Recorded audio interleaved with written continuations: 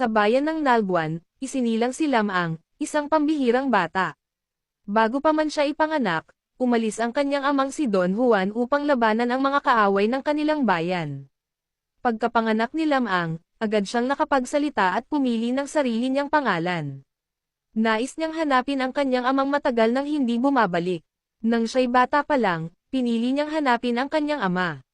Sa kanyang paglalakbay, natuklasan niyang napatay si Don Juan ng mga Igorot. Sa galit, sinalakay niya ang mga ito at mag-isa niyang pinuksa ang buong tribo. Pagkatapos nito, umuwi siya sa kanilang bayan at naglinis sa ilog, ngunit dahil sa kanyang lakas at kakaibang kakayahan, namatay ang mga isda at hayop sa ilog dahil sa dumi mula sa kanyang katawan. Isang araw, narinig niya ang tungkol sa isang napakagandang dalaga mula sa Kalanutian, si Ines Canoyan. Nagpunta siya roon kasama ang kanyang mga alagang hayop, isang puting tandang, manok, isang asong mabangis, at isang mahiwagang baboy. Ipinamalas niya ang kanyang kagalingan at napanalo ang puso ni Ines.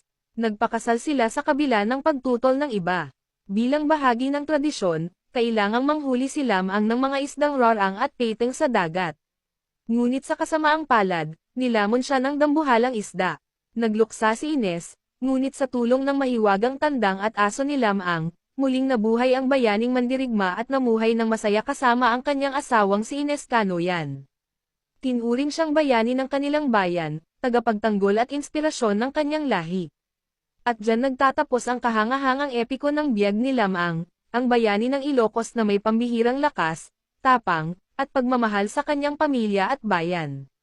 Sa kanyang pakikipagsapalaran, ipinakita niya na kahit gaano kalakas ang isang mandirigma, ang tunay na lakas ay nasa puso at pananampalataya.